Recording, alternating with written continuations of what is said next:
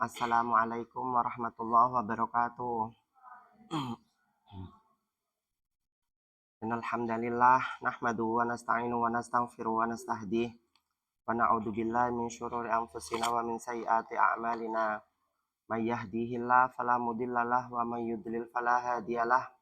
Wa asyhadu anna sayyidana Muhammadan abduhu wa rasuluh la nabiyya ba'dah. Teman-teman semuanya yang saya banggakan, sehat semuanya Mbak-mbak? Alhamdulillah. Gimana liburannya kemarin? Kemana aja? Di rumah, Masya Allah. Bismillahirrahmanirrahim. Faslon, pembahasan lagi. Wal mar'atu, dan perempuan.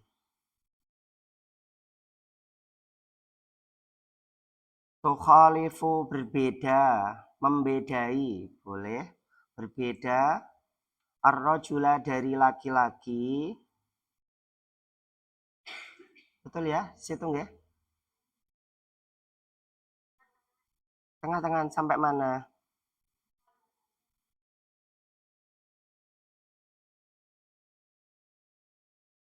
Oh gitu. Wal mar'atu tadumu ba'duha ba'dan, gitu, itu ya. Wal mar'atu, dan perempuan, tadumu, mengumpulkan, ba'duha, sebagiannya, dhamma yadummu, mengumpulkan.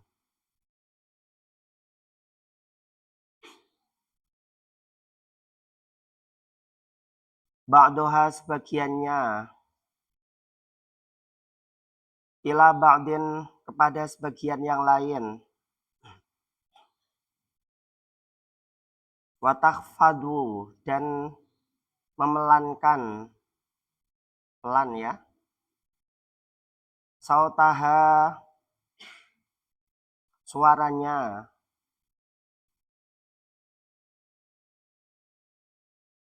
bihadratir rijali, di samping laki-laki, al ajnabiyati, al ajaniba, yang lain.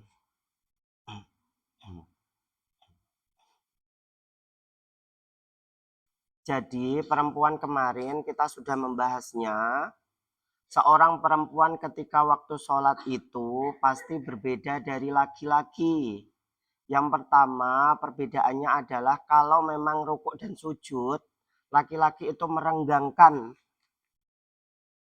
kedua tangannya ini seperti ini, sementara perempuan seperti ini, dekat dia. Ya, sujud pun demikian. Sehingga kalau misalkan ini dilakukan sunnah, andaikan tidak pun tidak mengapa. Misalkan seperti ini, Masya Allah, kayak mau nari aja, kecak gitu ya. Itu nggak apa-apa. Ini cuma sunnah, baiknya dilakukan. Kemudian juga yang perbedaan yang berikutnya adalah seorang perempuan ketika waktu sholat itu, ya, aminnya pelan, jangan sampai aminnya kenceng.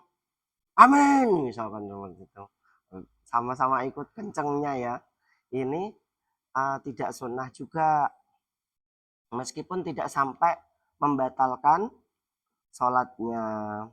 Kemudian seorang perempuan lebih baiknya memelankan suaranya juga ketika waktu, ya, di samping laki-laki al-ajanib yang lain yang bisa menikahinya. Artinya baik itu di dalam sholat ataupun di luar sholat tetap sama teman-teman. Jangan sampai suaranya terlalu kenceng, ya.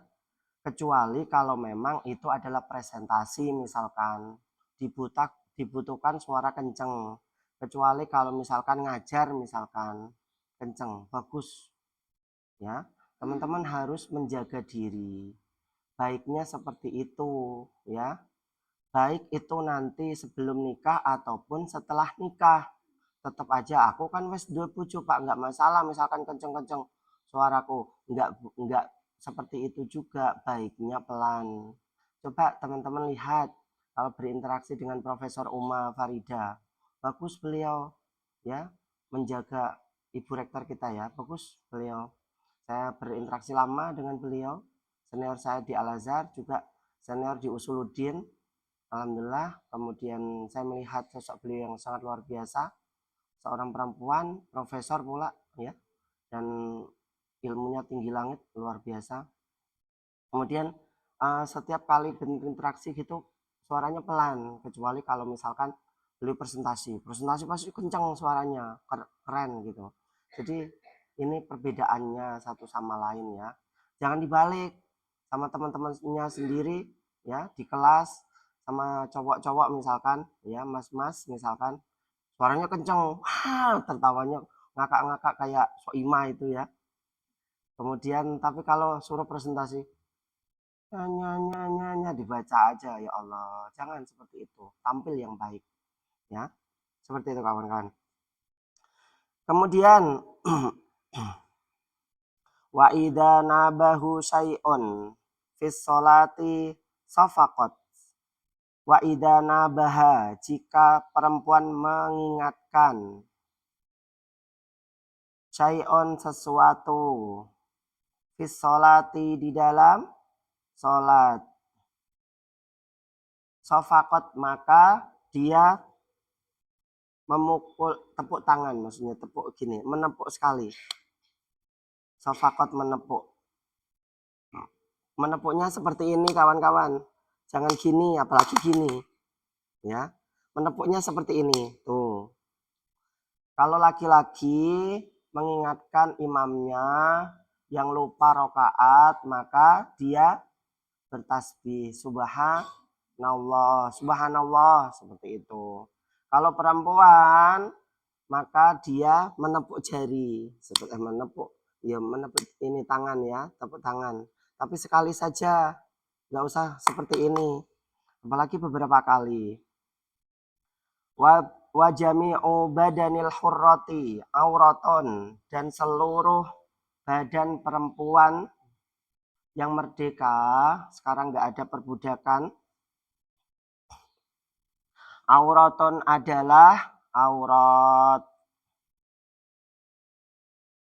Illa wajahaha, kecuali wajahnya perempuan. Kecuali wajahnya perempuan, ini semuanya adalah aurat, tidak boleh dibuka.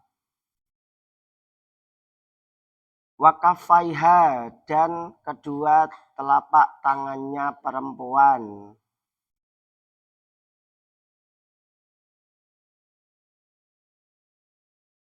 Wal ammatu, dan budak perempuan. Dan budak perempuan karrojuli, seperti laki-laki. Fisolati, di dalam sholat. Seluruh badan perempuan merupakan aurat. Lupa itu Pak, sebagian ulama ada yang mengatakan, Quraisy Shihab khususnya Pak, itu kan senior Bapak di Al-Azhar University, S1 sampai S3-nya. Iya, beliau memang senior saya, tapi masalah tafsir tentang aurat, beliau tidak seperti halnya ulama-ulama lainnya. Seluruh ulama Al-Azhar mengatakan auratnya perempuan adalah seluruhnya kecuali tangan dan wajah. Ini berdasarkan hadis Rasul Shallallahu Alaihi Wasallam.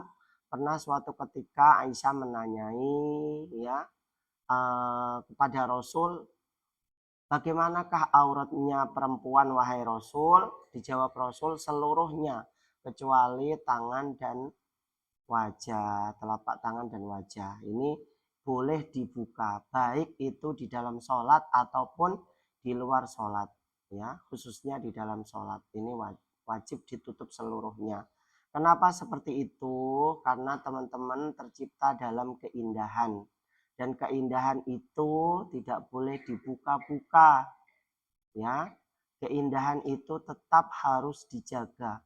Sampai kapan Pak? Sampai menikah, benar-benar menikah baru boleh dibuka di hadapan suaminya. Kalau di hadapan pacar Pak atau tunangan, haram hukumnya. Meskipun sudah tunangan, tetap saja nggak boleh membuka-buka apapun. Pegangan tangan tetap haram. Sampai di sini paham teman-teman? Nanti bagus dalam waktunya sendiri, nggak perlu dipaksain ya, seperti itu. Kemudian teman-teman semuanya, faslon, pembahasan lagi. Walladzi dan perkara ya betulu yang membatalkan as-sholata sholat, perkara yang membatalkan sholat. Ahadu asyara syai'an, 11 perkara.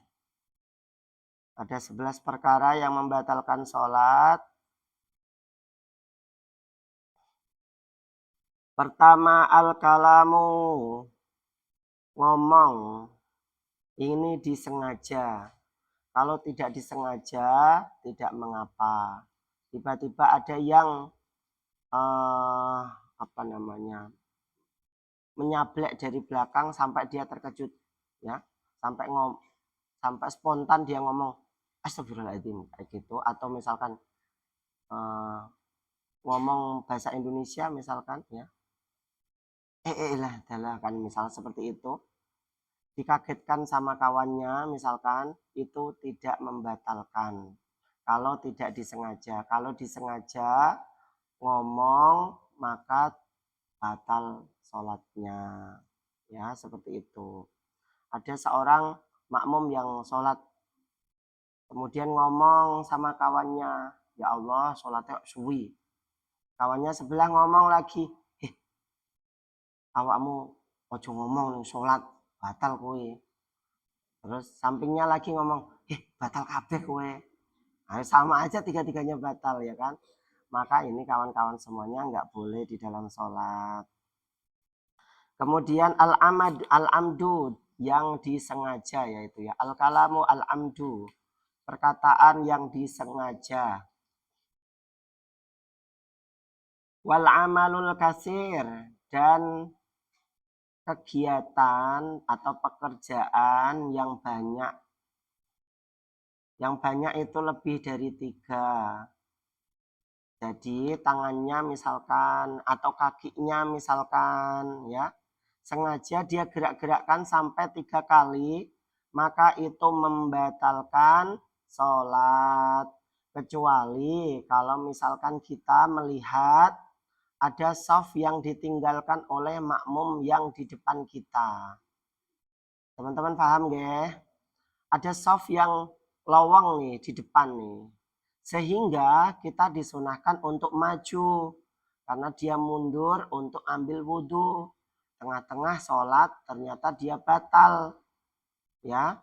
Kemudian ada lawang di depan kita. Kita melihatnya karena itu pas di depan kita. Maka sunnahnya kawan-kawan semuanya, kita maju kemudian menggantikan shaf yang sedang ditinggalkan tersebut. Karena kalau tidak ditinggalkan, space itu akan dihuni oleh siapa? Setan, seperti itu. Setan itu ada di tengah-tengah orang sholat, ya, seperti itu. Lupa masjid tuh Pak? Iya masjid. Masjid dia itu suka mengganggu orang-orang, ya. Ada dalam satu hadis itu dikatakan bahwa orang yang meninggalkan shafnya maka dia akan dihuni oleh setan. Maka cepat-cepat kita untuk maju menggantikan shaf tersebut. Meskipun itu berjalan 1 kali, 2 kali, sampai 3 kali, tidak mengapa. Itu tidak membatalkan sholat. Lagi teman-teman semuanya, ada kasus nih. Misalkan teman-teman gatel, harus seperti apakah Pak? Kalau jari-jari ini tidak dikatakan sebagai al-amal al-kasir. Sehingga kalau misalkan teman-teman semuanya mau menggaruk, pakailah jari seperti ini. Ya. Ini jari ini nggak apa-apa misalkan seperti ini. Ini kan satu ya, satu gerakan ya, gerakan satu. Ini nggak masalah sampai beberapa kali nggak apa-apa. Kalau sampai seperti ini ya, baru membatalkan, paham ya teman-teman ya. Jari ini nggak masalah. Tapi yo jangan sering-sering masuk ini. Wah, coba dihitung dulu 1 gerakan. Nah ini 1 gerakan. Ini kan kembali lagi 2 berarti nggak masalah. Sampai sampai kalau seperti ini baru batal nih. Ya gatelereng sholat sholat ini apa namanya? Banyak gerakannya. Baik. Wal hadasu dan hadas, baik hadas kecil ataupun hadas besar. Tiba-tiba ketika waktu sholat dia keluar haid, taunya setelah sholat, loh ternyata aku haid. Nah ini batal, nggak dihitung sholatnya, nggak perlu harus, kalau haid kan nggak perlu harus kodok ya, kalau puasa baru kodok. Kemudian wahudusun najasati, dan datangnya najis. Datangnya najis. Tiba-tiba ada telek yang jatuh dari atas misalkan. Apa itu burung kah? Atau misalkan cicak kah? Ini langsung kena aurat kita, maaf, baju kita ataupun mukena kita, maka ini tetap membatalkan yang namanya sholatnya batal. Kemudian berikutnya adalah wangkishaful aurati, dan terbukanya aurat. Auratnya terbuka, ada angin yang jahat yang tiba-tiba menerpa wush. Maka itu kalau tidak cepat-cepat untuk ditutup ya, dan dia menikmati aurat tersebut yang dibuka ya, memang kayak film-film gitu ya. Ini langsung kita tutup teman-teman semuanya. Kalau memang tidak mau ya batal, langsung kita tutup. Tapi kalau sampai membuka parah, ini bisa membatalkan sholat. Wa taghyirun niyati, dan berubahnya niat. Awalnya dia itu pengen sholat, benar-benar sholat ya. Tiba-tiba hujan, ya Allah, hujan rek, jaringanku durung garing kok, apa tak jipo baru dia kerentak mau saya ambil, dia sudah batal sholatnya. Ini kawan-kawan semuanya harus hati-hati, dia harus benar-benar niat dari awal sampai akhir itu niat sholat. Tidak ada kemudian pertengahan sholat dia mengatakan kalau memang nanti sholat saya tiba-tiba ada hujan, maka saya akan mengambil jaringanku dulu, menyelamatkannya dulu. Nah ini sudah berubah kawan-kawan. Kalau seperti ini otomatis membatalkan sholat. Apapun yang terjadi silakan tetap dalam kondisi sholat. Ini kawan-kawan. Berikutnya wastidbarul qiblati, dan membelakangi kiblat. Tengah-tengah sholat dia membelakangi kiblat, batal sholatnya. Wal aklu wasyurbu, dan makan serta minum. Ini tengah-tengah sholat juga batal. Contohnya seperti apa Ustadz? Misalkan tiba-tiba teman-teman semuanya ketika sholat, tengah-tengah sholat ya, masih ya, lidahnya menemukan ada satu makanan yang tersisa ketika waktu sahur tadi misalkan. Sahur makan daging, dagingnya nyelilet di dalam gigi, diambillah pakai lidah. Kemudian mau dimuntahkan eman-eman ya, gue eman tak telan wae, maka ini batal sholatnya, juga batal puasanya, karena sesuatu yang membatalkan puasa termasuk makan dan minum dengan sengaja. Ini kawan-kawan semuanya membatalkan.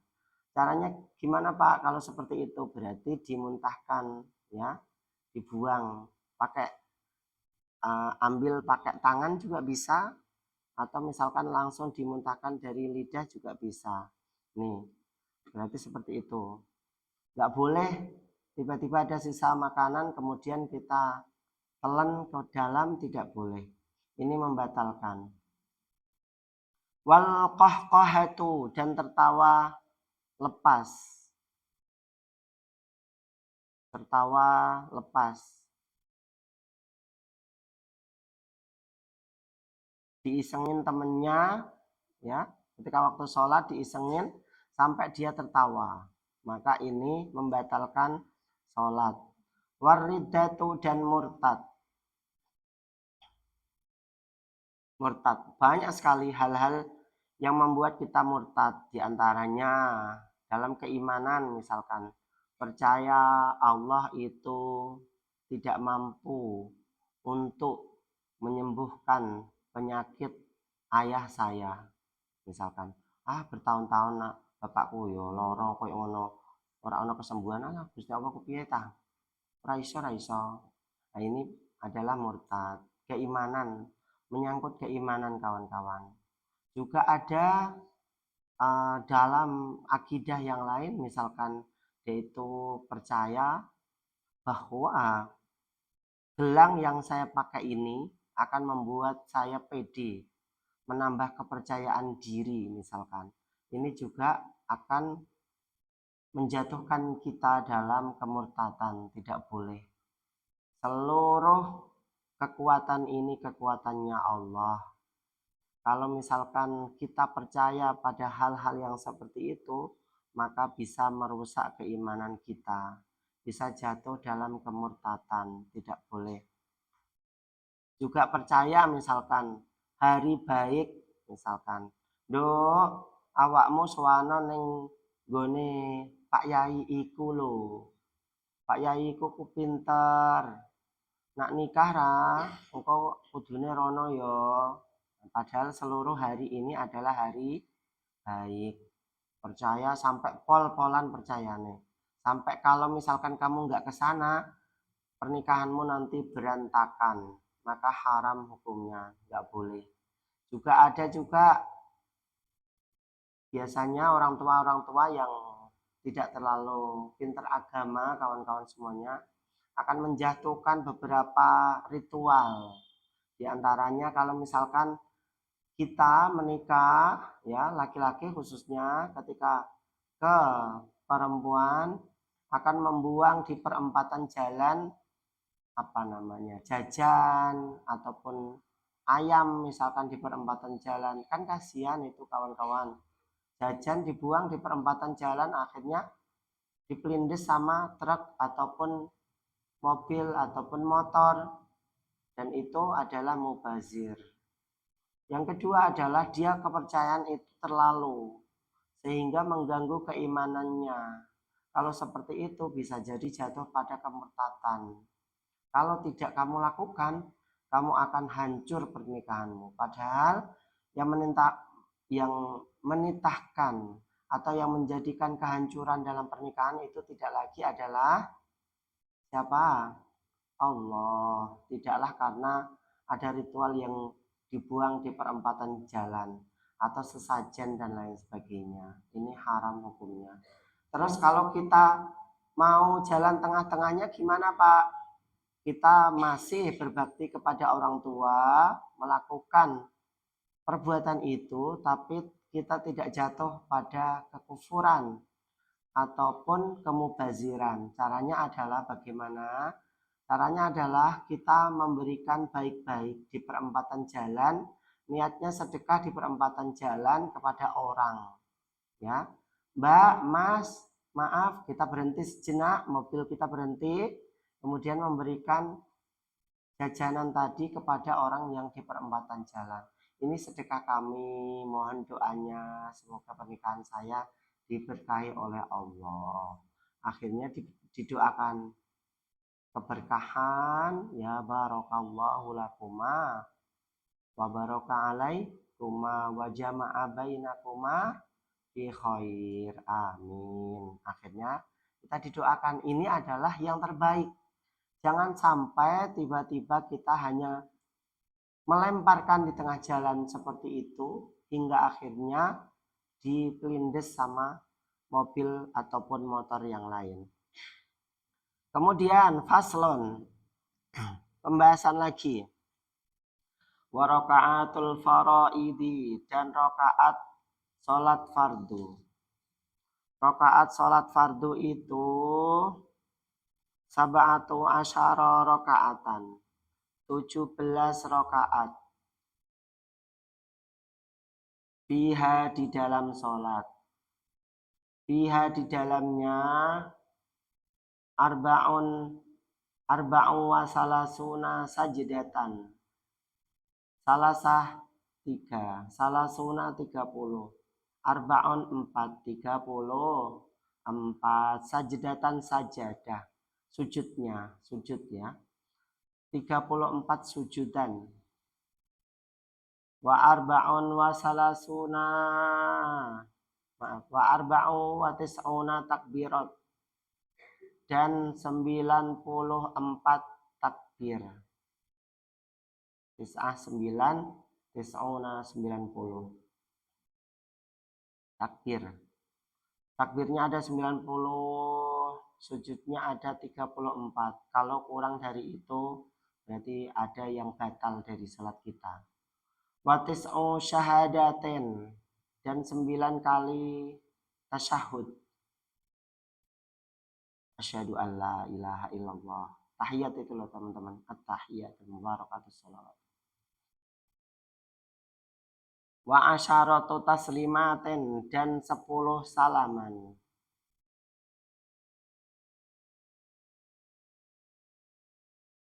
Wa mi'atu wa salasu wa khamsuna dan 153 tasbihatan tasbih. 153 tasbih. Mi'ah 100, salasah 3, khamsun 50. 153. Wa jumlatul arkani dan jumlah rukun-rukun. Arkan dari kata ruknun. Arkanun. Fis sholati di dalam sholat.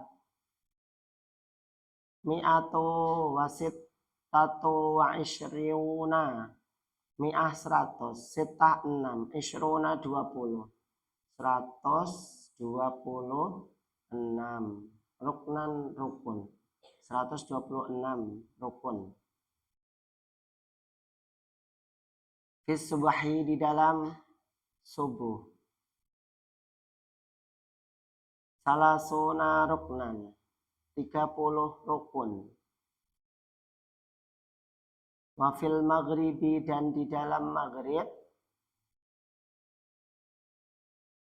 Isnani wa arba'una 42 ruknan rukun. 42 rukun. Wafir rubaiyati dan di salat 4 rakaat. Rubaiyah itu adalah salat yang rakaatnya 4 rakaat. Arba'atun wa khamsuna 54 ruknan rukun. Waman dan barang siapa ajaza tidak mampu anil julusi duduk sholat maka sholat dia muttaji'an tidur miring. Maaf, anil qiyami dulu ya. Waman ajaza anil qiyami dan barang siapa yang tidak mampu anil qiyami berdiri fil faridoti dalam sholat fardu. Barang siapa tidak mampu berdiri dalam sholat fardu, sholat dia jalisan duduk. Waman ajaza dan barang siapa tidak mampu anil julusi duduk. Shalla muttaji'an maka sholat dia dengan tidur miring ke arah kiblat. Ini kawan-kawan. Tidak mampu sholat dengan berdiri, maka dengan duduk. Tidak bisa duduk, maka tidur miring ke arah kiblat. Tidak bisa tidur miring ke arah kiblat, ke arah manapun yang mampunya, semampunya saja. Selama dia masih diberikan akal pikiran untuk mengingat Allah, maka dia wajib untuk melaksanakan sholat. Kecuali kalau dia di ICU, sudah tidak sadarkan diri, ya, tapi nyawa masih ada di dalam badan. Maka kawan-kawan semuanya, kalau seperti itu di ICU, lebih baiknya keluarganya mencatat dari sejak kapankah dia tidak sadarkan diri sampai dia misalkan meninggal, nauzubillah, berarti dia meninggalkan beberapa waktu dalam sholat. Sehingga kalau kasus seperti ini, sebaiknya keluarganya lah yang akan menggantikan sholatnya. Saya sudah pernah bercerita tentang hal ini. Ya, istri saya pernah diimpiin oleh neneknya yang sudah meninggal.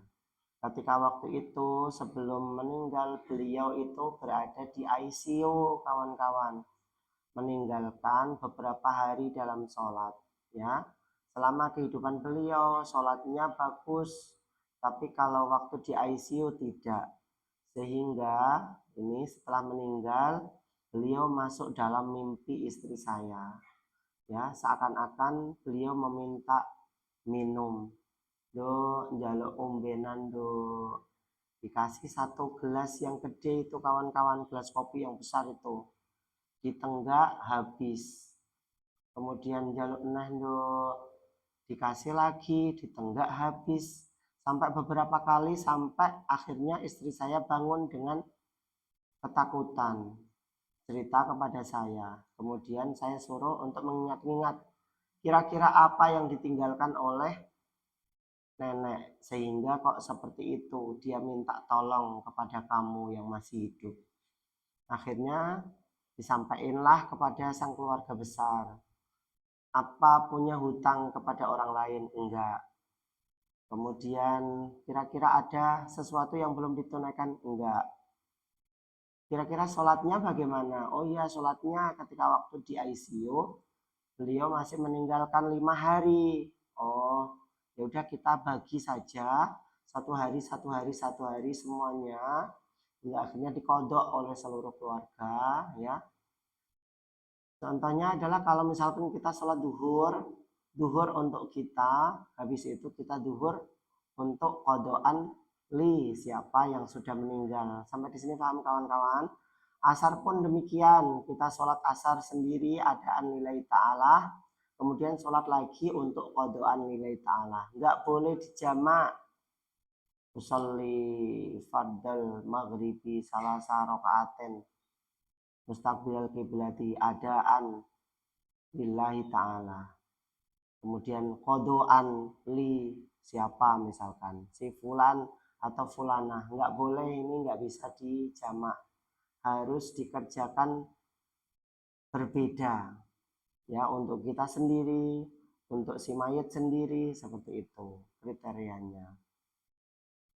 Kemudian faslon, pembahasan lagi, sebentar lagi kita selesai. Wal matruku minas sholati salah satu asya'a, dan yang ditinggalkan, wal matruku itu yang ditinggalkan.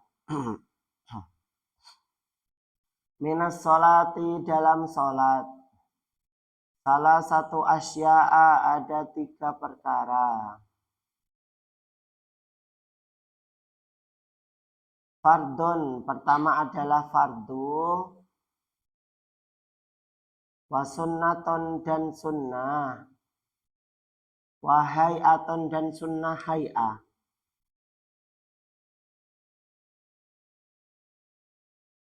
Fal fardu, adapun fardu, La yanubu tidak tergantikan. La yanubu tidak terganti. Anhu fardu sujudus sahwi, sujud lupa. Sujud karena lupa. Ini tidak boleh digantikan dengan sujud sahwi. Fardu ini tetap wajib kita laksanakan. Lupa berarti kita batal atau mengganti rokaat baru. Contohnya misalkan sujud kita di rokaat pertama itu ternyata baru sekali. Ingatnya adalah ketika waktu kita bangun dari sujud.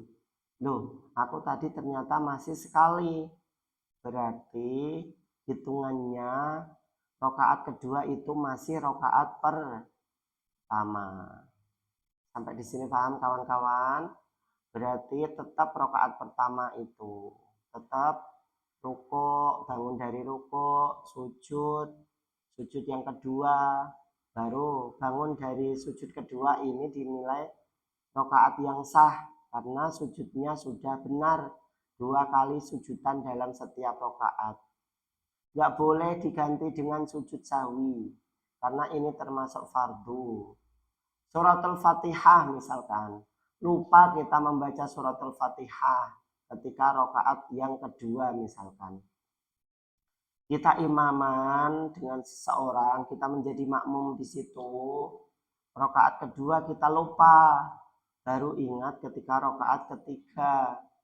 Maka kawan-kawan semuanya wajib mengganti rokaatnya dengan rokaat yang berikutnya.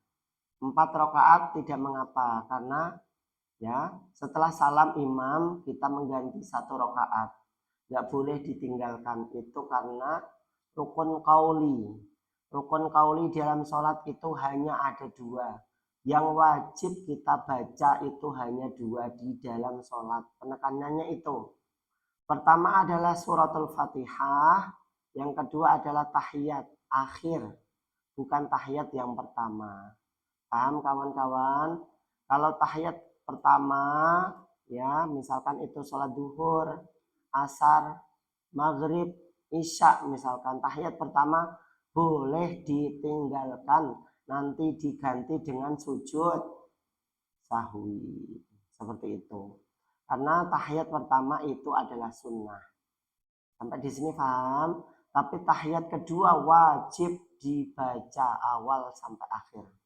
At-tahiyatul mubarakatus shalawatut thayyibatu lillah. Ini wajib dilafalkan, wajib juga dilafalkan. Karena itu rukun qauli. Qauli itu adalah perkataan. Perkataan wajib dilafalkan. Tidak boleh di dalam hati. Bukan niat. Kalau niat boleh di dalam hati. Wajibnya malah di dalam hati. Tapi kalau misalkan itu rukun qauli, qauli itu perkataan, maka kita wajib mengucapkannya. Seperti itu. Terus kasus kalau orang yang tidak bisa mengucapkan apa-apa gimana Pak? Karena mereka kan pakai bahasa isyarat ya. Nah, ini kawan-kawan. Bahasa isyarat dari lahir dia itu tuli biasanya. Padahal bayi itu bisa mengenal apakah dia bisa berbicara A, I, U, E, O, itu adalah dengan pendengaran. Betul ya? Biasanya kalau orang yang tuli itu tidak bisa ngomong. Otomatis itu secara otomatis. Karena dia tidak bisa mendengarkan pendengaran dari luar. Nggak bisa diedukasi telinganya. Sehingga ucapannya juga nggak bisa. Maka orang seperti ini pakai bahasa isyarat. Kalau bahasa isyaratnya di dalam sholat kan membatalkan Pak. Nggak perlu harus pakai bahasa isyarat tangan berarti. Dia harus kerentek dalam hati saja. Ngomongnya sebisa mungkin dia ngomong saja. Isyaratnya bisa diganti dengan isyarat yang lain dari hati saja. Seperti itu kawan-kawan. Karena kalau dia memaksakan, otomatis sholatnya batal. Masa kemudian sholat bismillahirrahmanirrahim, kemudian dia pakai bahasa isyarat, kan membatalkan sholat. Ini yang harus kita laksanakan. Baik, berikutnya adalah, ya sudah selesai? Ampun, kita tutup dengan hamdalah bersama.